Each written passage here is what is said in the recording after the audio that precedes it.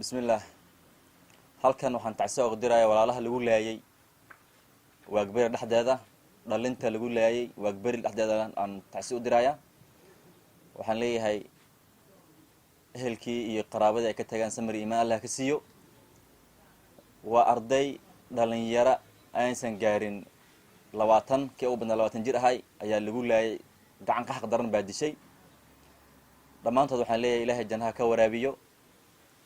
ehelkii iyo walaalaha iyo deegaanka ay ka baxeen ba Ilaahayna samar hanaga wasiiyo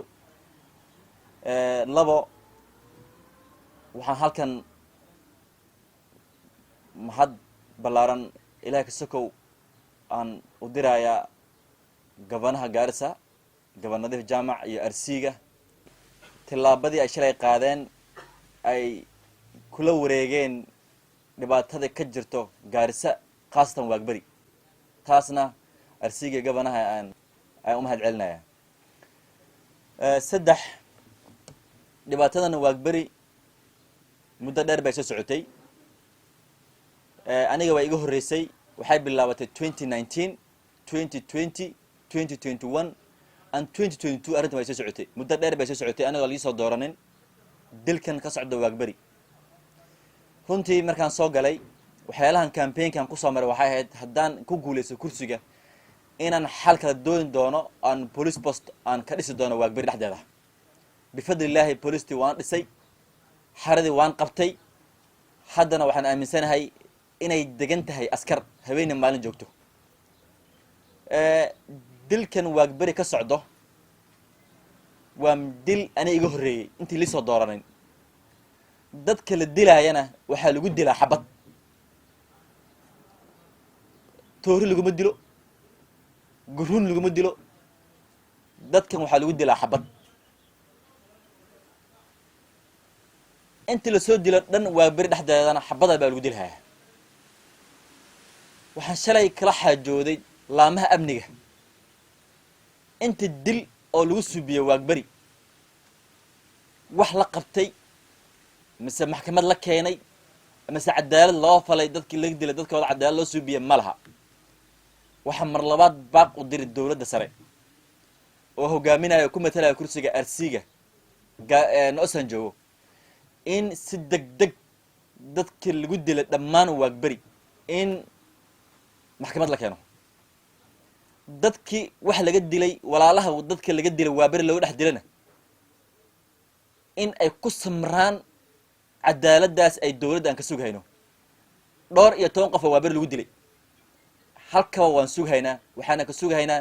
dawladda laamaha amniga si degdeg ah inay u soo qabtaan ayaan u keenan dadkaas dadka dilayo inay maxkamadda soo saaraan ayaga iyo hubkoodaba waxaan ogsoonahay dilkii dambe falkii xumeed dilay inuu ka sii qaabdarnaa dadka la dil horaan waxaan aragnay hooyooyin nimankooda lagu hordilay ciyaal aabahooda lagu hordilay xabad lagu hordilay sidaan ugu aamusan dadka u dajinaynay waxay hadda taagan tahay dadkii sida galeydii loorashi in la iskor saaro ayagoo la kala miray qabiil loo kala miray in la iskor saaro ay haddana xabad lagala daaro taas waxaan leenahay aniga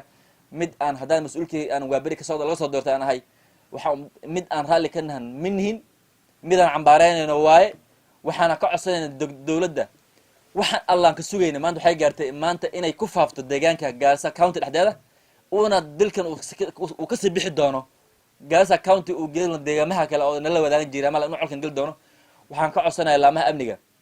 mar labaad iyo mar saddexaad saan uga codsan jiray mar walba aan riboodka u geyn jiray inay si degdeg dadka wax dilay maxkamad la keeno ayag iyo hubkoodaba saa darteed dadka waagbari way bogsanayaan waxayna ku bogsanayaan tilaabada had ay qaado dawladda ilaa ana dad mas'uul hadaan nahay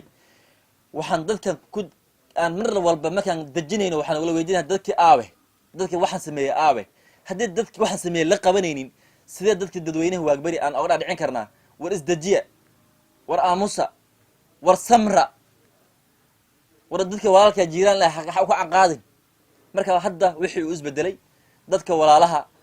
deegan waagbari waxaan baaq ugu diray insha Allah taala mar labaad iyo mar saddexaad iyo sidaan horaan ugu baaq ugu diri jiray inaan isdajino inaan samarka qaadano siday ay dawladda kore iyo county-ga siday ay qaateen waxaan baaq ugu diray inay ku samarno aan sugno sida dawladda ay shalay kula xaajoonay jawaabtoodana isu degdeg maalmaha soo socdaan usoo siiyaan dadkaasna maxkamad la keeno dhibaatada ka taagan dhul ma aha waan ku celin mar labaad waagberi dhibka ka taagan dhul ma aha waagberi dhibka ka taagan bolod laisku hasto ma aha waagberi dhibka ka taagan mid waxaa way deegaan ah in dadka deegaanka qayb ka mida la isku diidan yahay ma degi kartid iyo waan degi waa qodobka yaallo qodobka labaad soo yaallo waxaa way inequalities sinan ma laha dakhliga waagberiga yaallo looma sinno dadna taragto wax ku qadan haya dadna hadday badil ku qadan lahaayeen xabada marka la soo garaacaya waa inequalities sinan economical section uu saaran yahay aaminsan yahay qayb ka mid ah waagberi haddaan fiiriyo waagberi xitaa dadkii qoryaha guranay waa la dilhaya haddaan waagberi arko dadkii dhagaxa qodanaya waa la dilhaya waagberi dadka carra ka soo qodanaya waa la dilhaya marka dakhliga dhexdeeda in isku dirirahayo oo loo dilhayo waan aaminsanahay haddaanan ka hadlo dhulka